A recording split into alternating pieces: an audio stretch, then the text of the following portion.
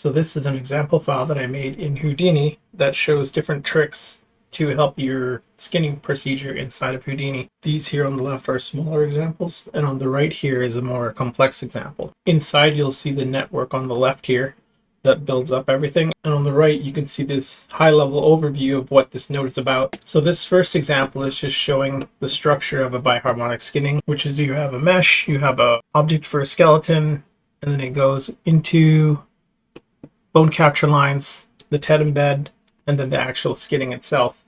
So you can see here in this example, there's the skeleton here. The bone capture line ends up being a bunch of points that are made from the skeleton, and then you can see the mesh that is used for the skinning itself, and then the TED mesh, which is created from that mesh here. Ideally, the mesh itself is fully encapsulated by the TED mesh. Now we'll check out the second example. Here you can see that there's the bone capture lines on the left side.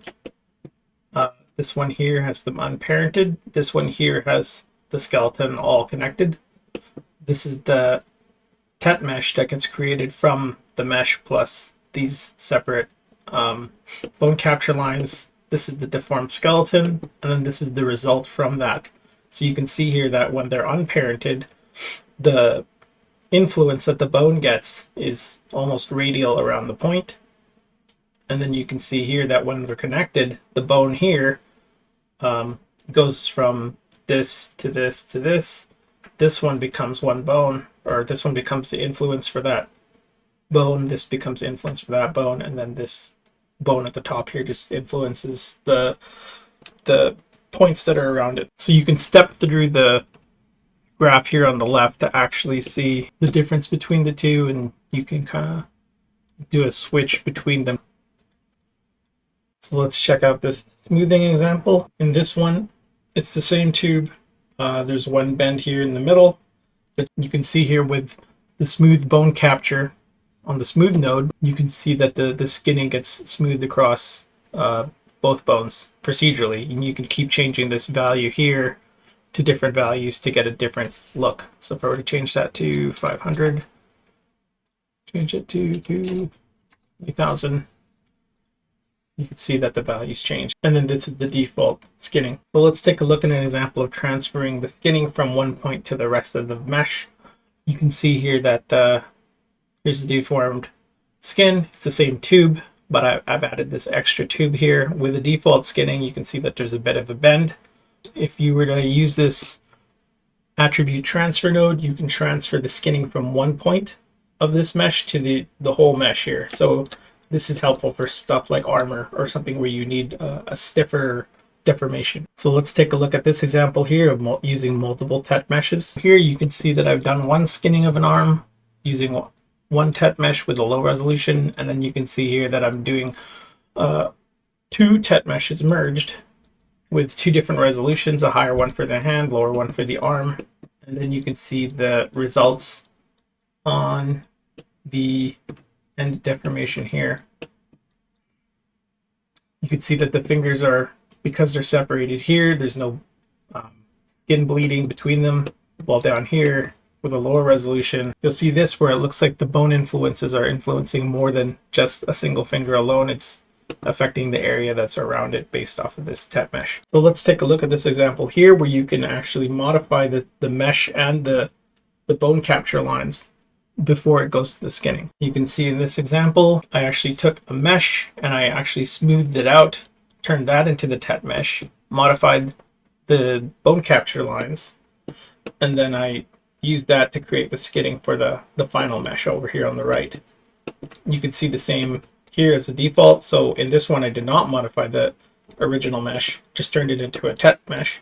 You can see that there's some crossover in this mesh here, and then the skeleton here is just the default. And you can see here that in the end result, this is the default skinning. You can see a lot of points here starting to stick.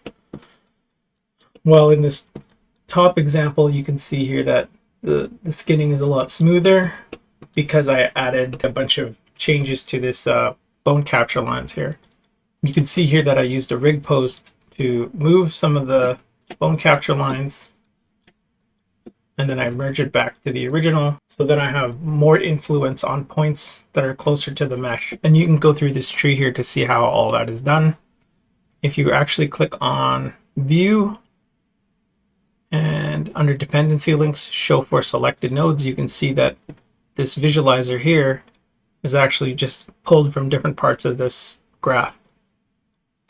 But it just shows everything here as an overview. So let's go into this example here where I show how to blend between two different skin solves. Here I actually just skin the hand alone to the bones, and I skin the whole arm to the bones. And then what I do is I actually blend this skinning value onto this one to get this result. And then this one here is just this basic skinning here on the left. You can see here that you get some undesirable results. And over here, this one is probably more of what you're looking for on a skinning. And you can see here that I've actually just transferred it using this attribute transfer node or this attribute copy. And there's notes here on the side that you can read to sort of explain what's going on in this node graph. So in this last node, let's take a look at skinning transfer from one mesh to another. You can see here that I basically took this mesh here on the left, did the skinning on it, and then I transferred that skinning over to the clothes.